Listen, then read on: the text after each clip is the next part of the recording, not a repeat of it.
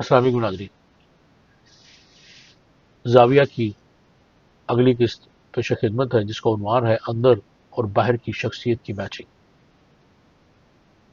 میں روم میں اپنی یونیورسٹی سے واپس آ رہا تھا گھر کی طرف، تو جب سینٹ پیٹر کے بڑے میدان سے گزرا تو وہاں پر ایک سکھ سردار نسواری رنگ کی پگڑی باندھے بیٹھا تھا۔ وہ بڑے غور کے ساتھ سینٹ کی بلڈنگ کو دیکھ رہا تھا اور جو بڑے بڑے ستون تھے ان کو گن رہا تھا۔ میں نے کہا، سردار جی، ست سری اکال، واحد گرو کا خالصہ، واحد گرو کی فتح۔ وہ بیچارہ کام گیا، گھبرا گیا، ایک دم کہنے لگا، جی مینو جان دے ہو؟ میں نے کہا، میں پاکستانی ہوں۔ وہ بہت خوش ہوا، کہنے لگا، لو جی، میری بڑی مشکل حال ہو گئی، میں 2 دن سے یہاں گھوم رہا ہوں، میری بولی کوئی نہیں سمجھتا۔ میں نے کہا، تم ان کی بولی نہیں سمجھتے؟ کہنے لگا، نہیں، عجیب ملک ہے، یہاں انگریزی کوئی نہیں سمجھتا۔ میں نے کہا، نہیں، یہاں انگریزی کوئی نہیں جانتا۔ تو میں نے کہا، آئیے آپ کو چائے پلائیں۔ میں اسے قریبی ایک ریستوران میں لے گیا، تو جب میں چائے کا آرڈر دینے لگا تو اس سے پوچھا، کافی پیو گے یا چائے؟ کہنے لگا، نہیں جی، دونوں چیزوں میں سے کوئی چیز نہیں لوں گا، کچھ گرمی سی لگ رہی ہے، آئس کریم ہونی چاہیے۔ میں 2 دن سے آئس کریم کی تلاش میں ہوں، لیکن مجھے پتا نہیں آئس کریم کو کیا کہتے ہیں۔ میں انگلی ضرور لگاتا تھا کہ یہ دو مجھے، اور کچھ اور ہی چیز نکال کے دے دیتے تھے۔ تو مجھے ایک لفظ وہ بتا دیں کہ آئس کریم کو کہتے کیا ہے۔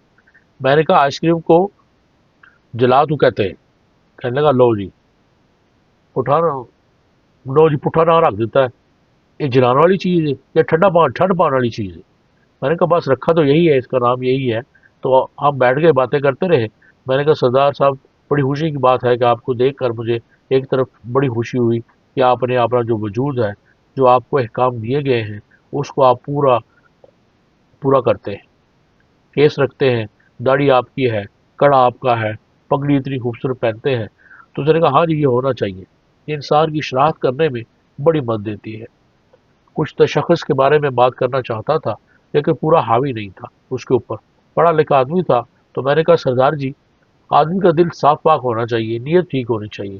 کہنے لگا نہیں جی، دل پاک صاف، نیت اچھی ہو، اس کا پتہ نہیں چلتا جب تک اس کا ظاہر جو ہے وہ اس بات کی شہادت نہ دے۔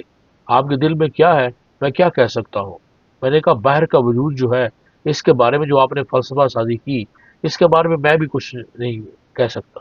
اس نے کہا، دونوں کا تال میل ہونا بہت ضروری ہے۔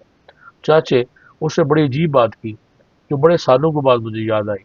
اس نے کہا، آدمی جو ہے وہ اپنی وردی سے پہچانا جاتا ہے۔ ہر شخص کی ایک وردی ہوتی ہے، اور وہ وردی طے کرتی ہے کہ وہ کس قسم کا آدمی ہے۔ تھانے دار کو دیکھ کر اسے بولنے کی ضرورت نہیں پڑتی، پوچھنے کی ضرورت نہیں پڑتی، طلبہ کو معلوم نہیں کرنا پڑتا، تھانے دار کو دیکھ کر کہتے ہیں یہ تھانے دار ہے۔ میجر کی وردی کا پہچان لیتا ہے، اور یہ بات کرتے رہے، وہ تو چلا گیا، لیکن میرے لیے سوچ کا ایک سامان چھوڑ گیا، ایک شخص کا جو انڈیکیٹر باہر کا اشارہ ہے وہ آدمی کے ساتھ ضرور ہونا چاہیے۔ تو میں یہ سوچنے لگا کہ اگر ایک لڑکی ہو بڑی شوخ و شنگ، اس نے جینس پہنی ہوئی ہو، اور وہ اونچی ایڑی کی گرگابی پہنے ہوئے ہو، کانوں کو اس نے لگایا ہو کیسٹ پلیئر کا ہیڈ فون، اور شر شر کر کے چل رہی ہو، اور سجن کو وہ اوزار بھی دے رہی ہو، لیکن وردی اس نے نہ پہنی ہو، اور کہے میں نرس ہوں، کام بھی وہی کر رہی ہے، تو اس کو سجن صاحب کان سے پکڑ کر باہر نکال دیں۔ اگر وردی نہیں ہے اس کے بغیر تو ہم نہیں مانتے کہ یہ کام ہو رہا ہے۔ ہم اس کا تشخص چاہتے ہیں، ہم یہ چاہتے ہیں ہم شناخت کریں، فوراً پتہ چل جائے کہ یہ کون ہے۔ مثلا دیکھیے، ایک بہت خوبصورت اعلیٰ درجے کا نوجوان ہے، اور پڑھا لکھا ہے، تعلیم یافتہ ہے۔ اس نے ایک سلک کی بنیان پہنی ہے، اور چھوٹی سی چڈی پہنی ہوئی ہے، اور پاؤں میں کینچی چپل پہنی ہوئی ہے، اور وہ جب و جٹ چلانے کے لیے کاکپٹ میں آنے کی کوشش کرتا ہے۔ آپ اسے روکیں گے، وہ کہے گا میں پائلٹ ہوں، کینچی چپل والا تو کہے گا جی میرا لائسنس دیکھیں، اور لائسنس سچ مچ ہو، اور وہ کہے 1000 گھنٹے فلائٹ کر چکا ہوں، اور اس وقت دنیا کی وزنی ترین مشین کو ہوا میں لے جا رہا ہوں، میں اس کی صلاحیت رکھتا ہوں، اور اپنے کاغذات پورے دکھائے، تو اس کو ہوائی جہاز میں بیٹھے نہیں دیا جائے گا، کہ وہ کاکپٹ میں آپریٹ کرنے کی اجازت نہیں ہوگی، کیونکہ اس کی وردی نہیں ہے۔ یہ انسان کی زندگی بھی عجیب سی بات ہے جو انسان کے عمل کے اندر حائل ہوتی ہے۔ نیت اس کی اچھی ہے، نیت نیک ہے، وہ جانتا بھی ہے، لیکن چونکہ طے شدہ پیٹرن کے اندر، چوکٹھے کے اندر نہیں ہے، اس لیے ہم اسے قبول نہیں کرتے۔ بس ابھی میرے ذہن میں آ رہا ہے کہ چوک ہے چوراہے میں، لاہور کراچی کے بہت پیچیدہ اور کثیر ٹریفک والے اور مشکل چوراہے پر ایک نوجوان مونچھوں والا کھڑا ہے، اس نے بدن کو تیل ملا ہوا ہے، لنگوٹا باندھا ہوا ہے اور ہاتھ میں اس کے ایک بانس پکڑا ہوا ہے، اور وہ ٹھگا ٹھگ مار کے ٹریفک کنٹرول کر رہا ہے۔ کبھی کسی کے سر پر، کبھی گاڑی پر مار دیا اور کبھی اسکوٹر پر، اور وہ کنٹرول کر رہا ہو تو سارجنٹ آ کر پریشان ہو کے پوچھے گا تو کون ہے؟ وہ کہا جناب میں محمد صدیق ٹریفک کانسٹیبل ہوں، 32721262، اپنا نمبر بھی بتائے گا۔ تو کہے گا تو کیا کر رہا ہے؟ وہ کہے گا سر میں ٹریفک کنٹرول کر رہا ہوں۔ تو وہ کہے گا تیری وردی کہاں ہے؟ وردی کی کیا ضرورت سر؟ دیکھیے میں کتنے اعلیٰ درجے کا ٹریفک کنٹرولر ہوں، ہاتھ میں بانس ہے، تیل ملا ہوا ہے اور ساروں کے سر پہ مار رہا ہوں، لنگوٹی میں نے پہنی ہوئی ہے، لیکن لیکن ٹریفک کنٹرول کر رہا ہوں، وردی کی کیا ضرورت ہے؟ تو وہ کار سے پکڑ کر نہ صرف لائن نظر کر دیا جائے گا بلکہ میرا خیال ہے معطل بھی ہو جائے گا۔ تو خالی یہ کہہ کر گزر جانا کہ میرا دل بڑا نیک ہے، میری نیت بہت اچھی ہے، میں نے جو سوچ رکھا ہے اس کے مطابق کام کر رہا ہوں، اس سے بھی اجتماعی زندگی میں شکوک و شبہات پیدا ہونا لازمی ہے۔ جس طرح کہ باہر کی شکل و صورت دیکھ کر آدمی کو یقین نہیں آتا کہ آدمی اندر سے ایسا ہوگا، لیکن جب آپ نے اجتماعی طور پر ایک وردی طے کر دی ہے تو پھر وردی والے کو بھی اس بات کی حیا ہوتی ہے کہ جو اس کے لیے طے کیا گیا ہے اس پر قائم رہے، اور جو مجھ سے توقع کی جاتی ہے وہ توقع پوری کروں۔ تو جب یہ بات مجھے وہاں معلوم ہوئی تو میں غور کرتا رہا، پھر آج تک سوچتا رہا کہ مجھے بعد میں نفسیات دانوں نے یہ بتایا کہ انسان کا باہر کا تشخص اس کے اندر کی ذات پر اثر انداز ہوتا ہے۔ اس فلسفے کے تحت ہم نے انسان کے اندر کی بیماری دور کرنے کے لیے بہت سی ایسی چیزیں اختراع کی ہیں جو باہر سے اثر انداز ہوتی ہیں۔ ریڈیشن کا عمل ہے، کچھ نہیں ہوتا، نہ بندے کو دوائی پلاتے ہیں نہ کھلاتے ہیں، باہر سے ریڈیشن کر کے اندر کی بیماری جو ہے وہ دور کی جاتی ہے۔ تو اندر کا باہر کا بڑا قریبی رابطہ اور ایک رشتہ ہے، اور اس رشتے کو آپ جبھی بنا سکتے ہیں جبکہ دونوں چیزیں ایک دوسرے کے ساتھ ساتھ ہوں، اور اس پٹری پر دونوں اسی استقامت کے ساتھ قائم ہوں جس طرح ان کا تقاضا ہوتا ہے۔ ایک چھوٹی سی سلطنت کا کوئی بادشاہ، بہت اچھا نیک بادشاہ، صلح کل لیکن طبیعت میں بڑا ڈسپلن تھا، اس کو اپنی ملک کی سلطنت اور صفائی کا بڑا خیال تھا۔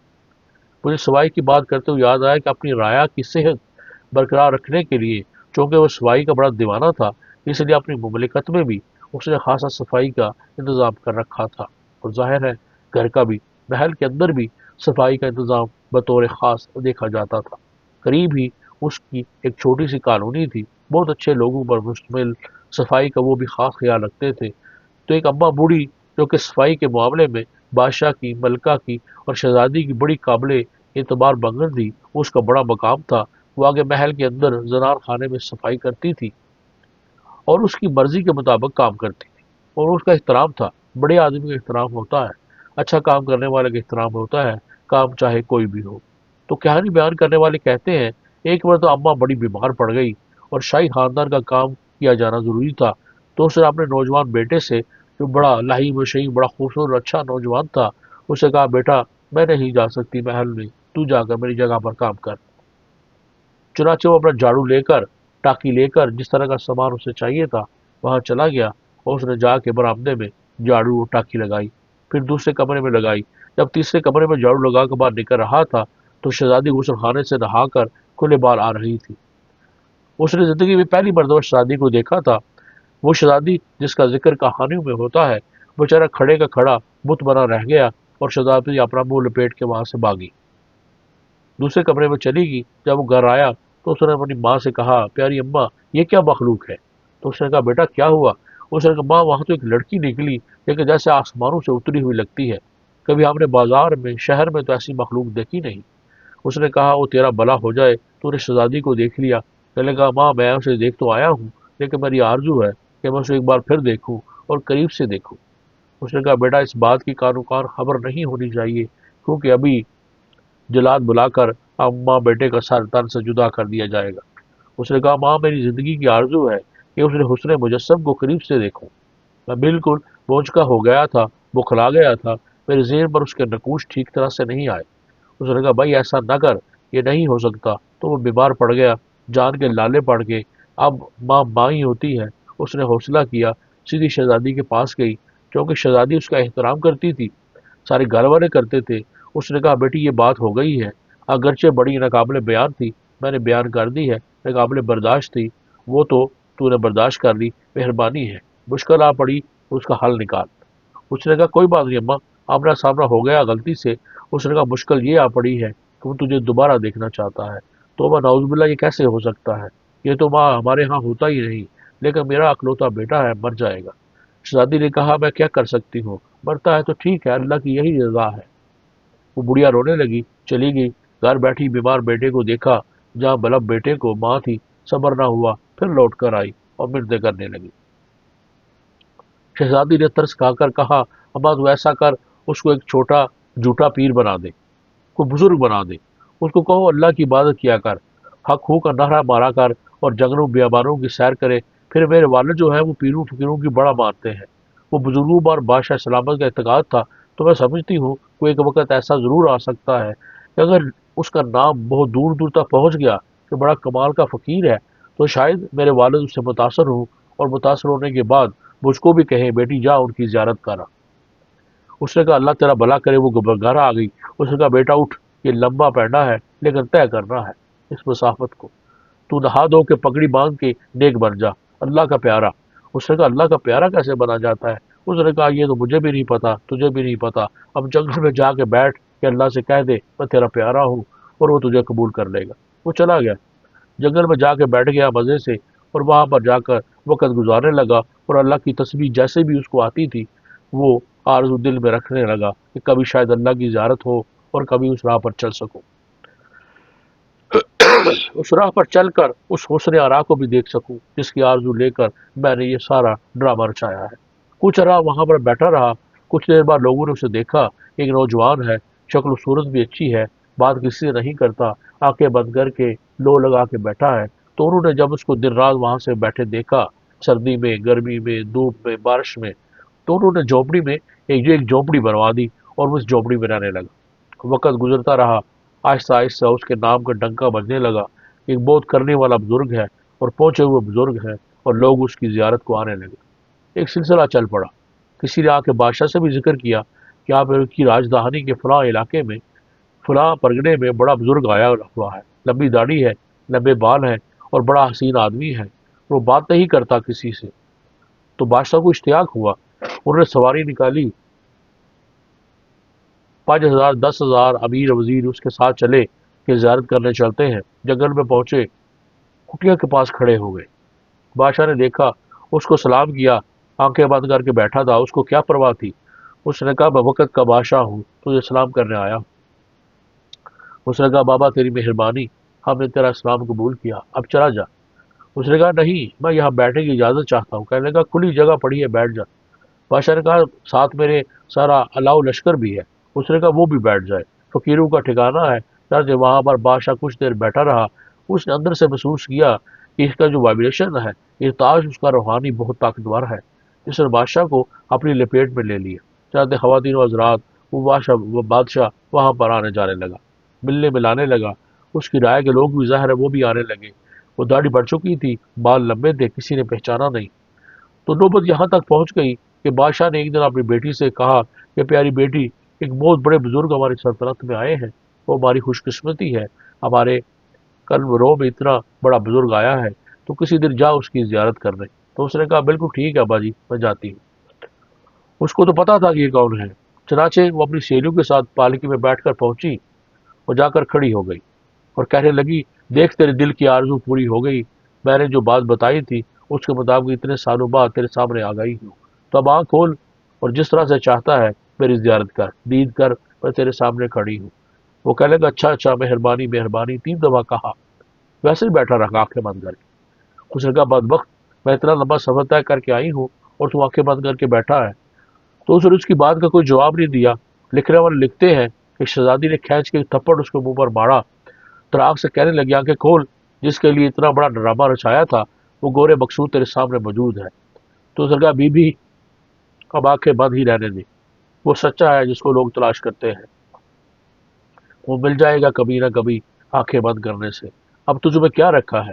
اس نے کہا سن بی بی، سچا تو کوئی ایسا ہی ہوتا ہے، لیکن اگر جھوٹ کی دارنا دار کر بھی آدمی چلے اور اس کے سامنے اس کا سفر موجود ہو اور اس کا رخ جو ہے وہ ٹھیک ہو تو وہ سچائی کی طرف جانے لگتا ہے، لیکن اگر بدقسمتی سے شروع ہی سے اس کے سفر میں ٹیڑھ پڑ جائے، جیسے ہمارے معاشرے میں بڑی تقریب صورت پیدا ہونے لگی ہے، تو پھر وہ کبھی اس بندر کی طرف نہیں پہنچتا جس کی آرزو اس نے جھوٹے انداز میں کی ہے۔ چنانچہ واقعہ بند کیے بیٹھا رہ گیا اور گورے مقصود جو تھا وہاں سے واپس آ گیا۔ تو باپ نے پوچھا بھائی کیسے بزرگ؟ کہنے کہ ابا جی ابھی کچا ہے، یہ اس کا اپنا انداز تھا کہ کہنے کہ وقت آئے گا یہ بہت بڑا بزرگ بنے گا۔ تو میں عرض کر رہا تھا کہ بعض اوقات باہر کی وردی اختیار کرنے سے بھی اندر کے وجود پر، اندر کی ذات کے اوپر اس کے اثرات مرتب ہونے لگتے ہیں۔ جس طرح سے باہر سے کیموتھراپی کر کے آپ اندر کے کینسر کا علاج کرتے ہیں، روحانیت بھی ایسا عمل ہوتا ہے۔ آپ سب کا بہت بہت شکریہ۔ اللہ تعالیٰ آپ سب کو آسانیاں عطا فرمائے اور آسانیاں تقسیم کرنے کا شرف عطا فرمائے۔ اللہ حافظ۔